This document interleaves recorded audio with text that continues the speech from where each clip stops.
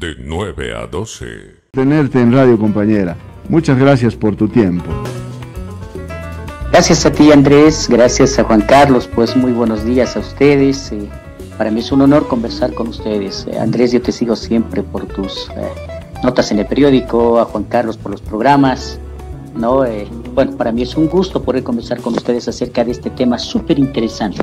Ideas necesarias para educar a los hijos, ¿no? Con un razonamiento, con un pensamiento de esfuerzo para estudiar y no esperar que todo les dé el Estado. Exactamente, Nelson, muchísimas gracias otra vez por tu tiempo. Nelson, ¿cómo formar al niño? ¿Desde qué edad uno tendría que formarlo? ¿O cómo tendría que proceder, digamos, con los hijos para que tengan esta cultura de esfuerzo? Nelson, ¿cómo empezar? Yo creo que para empezar tenemos que ir a lo siguiente, ¿no? Ir al principio de todo. El principio de todo es cuando el niño nace, ¿no? Creo que todos cuando vamos a ser papás siempre pues vamos con esto de que queremos tener hijos para poderles dar lo mejor de nosotros, ¿no? Para poder educarlos, darles todo lo que ellos necesitan. En pocas palabras, siempre queremos que ellos sean felices. Pues en ese trajín creo que los padres se convierten en los primeros educadores. La primera escuela es el hogar.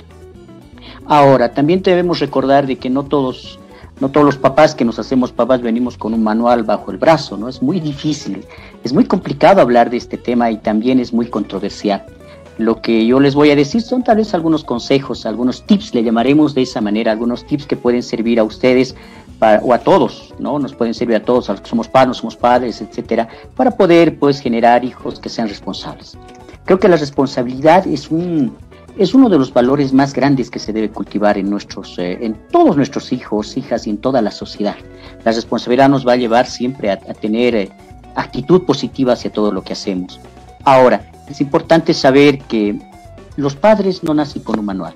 Los buenos padres no nacen, se hacen, ¿no? Y ojalá estos tips que les vamos a dar pues les permitan trabajar precisamente de esa manera. Todo comienza... Nelson, permíteme una puntualización antes de continuar y darnos estos tips que son importantes. Yo le decía a Andrés hace rato, cuando estábamos haciendo la introducción, de que el padre o la madre de familia puede ser, y seguramente que lo es el principal educador de los hijos, sobre todo en este tipo de acciones, ¿verdad? Pero también se pueden dar casos en los que el padre, la madre le pueden haber enseñado muy bien esos valores en cuanto al no racismo, la no discriminación y en cuanto a la cultura de esfuerzo, y conforme pasa el tiempo uno puede aprender esas, si me permites el término, malas mañas afuera del hogar. ¿Es posible esto o no? Pero claro que sí, Juan Carlos, y no es que es posible, sino es dable, ¿no? Recuerden que nosotros somos seres sociales por excelencia, pero también tenemos que tomar en cuenta lo siguiente, ¿no? La fortaleza que uno le ponga cuando el niño comienza a empezar con esto que se llama educación, es lo que él va a replicar cuando sea mayor. Cuando comúnmente los niños pues rápidamente pueden irse a lo que tú dices, Juan Carlos, ¿no? A las malas mañas, cuando no tienen bases sólidas dentro de la familia. Entonces creo que es importante que los padres aprendamos de que las bases sólidas son importantes. La socialización en la familia es fundamental. Ya decía James Warder, ¿no? Define la asociación como el proceso por el cual los individuos, ¿no? en su interacción con otros, desarrollan las maneras de pensar, sentir y actuar que son esenciales para su participación eficaz en la sociedad. Por lo tanto, la socialización es un proceso súper importante en la familia. Ahora, siempre vamos a escuchar eso que se dice, es algo normal, ¿no? En nuestra sociedad. Dice, la educación de antes era mejor que la de ahora. Siempre escuchamos eso. No es que era mejor ni era peor, simplemente era diferente. Tenemos que adecuarnos todos, tanto padres de familia, maestros, toda la sociedad en general, a que los tiempos están cambiando. Hay diferentes tipos de familias. Sí, empecemos por ese contexto. Antes había la familia nuclear, por ejemplo, ¿no? Ese agrupamiento donde estaba el padre como el proveedor esencial, estaba la madre como la que criaba a los hijos y estaban obviamente todo el resto de la familia. Aparte de la familia nuclear también estaba presente la familia extensa, ¿no? Que incluía al resto de los parientes, ¿no?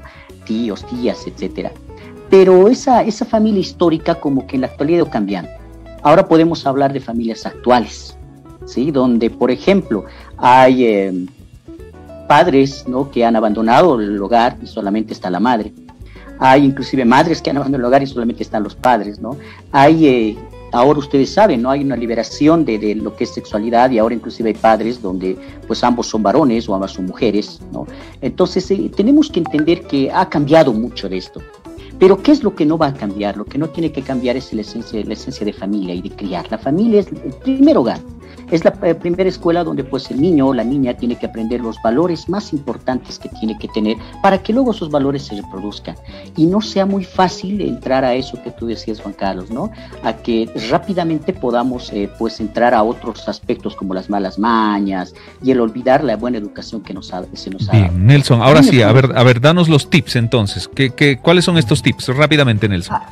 Algunos tips muy importantes. Por ejemplo, cuando nosotros empezamos a educar a nuestros niños, pues a veces se nos va muy rápido lo que es lo hormonal, ¿no? Y lo primero que hacemos es reñir. Cuando un niño hace algo malo, lo primero que hacemos es reñir.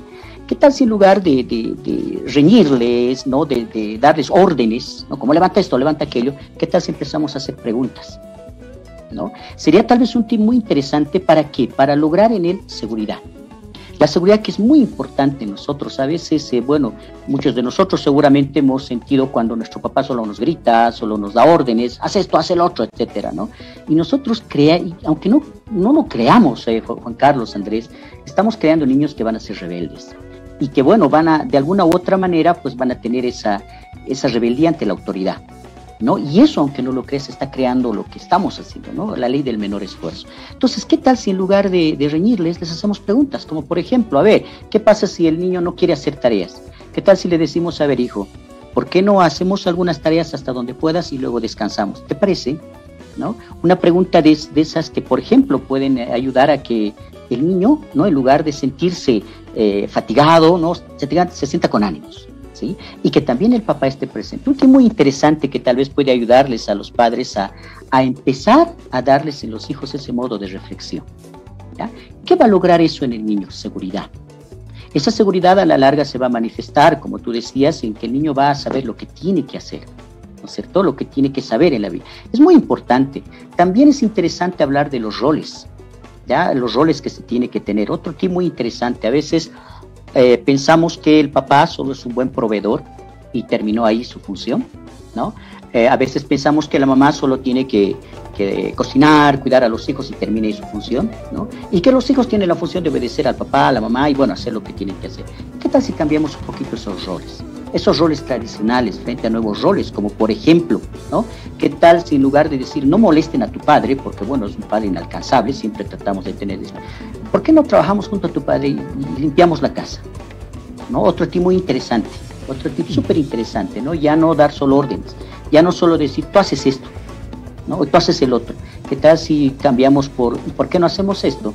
¿Por qué tú no haces, no limpias la cocina mientras yo limpio la sala y todos trabajamos? Mi mamá también hace algo. Entonces nos vamos a dar cuenta que la responsabilidad es importante y la ayuda de todos en el hogar es fundamental. ¿En qué va a ayudar al hijo en su desarrollo? Pues va a ser que ese hijo no se quede simplemente en decir, bueno, mi padre me tiene que dar todo y bueno, yo tengo que sentarme simplemente a esperar que me pasen todo. Creo que ese es un tip fundamental, el rol que se le va a dar al hijo, la responsabilidad es muy importante, pues eso va a hacer que no vaya a la ley del menor esfuerzo, como están muchos ahora. También es importante la comunicación. La comunicación es fundamental, muy especialmente en nuestros tiempos ahora que, bueno, como todos sabemos, el internet, ¿no? Las redes sociales y todo lo que está alrededor, pues juega un papel fundamental. Prácticamente nuestros chicos están el 80% del día en redes sociales. Nelson, ¿me escucha, Nelson? Sí, te escucho, adelante, Andrés. Nelson, sobre la base de los tips que vas señalando, ¿cómo se puede hablar a los niños de las derrotas? ¿No?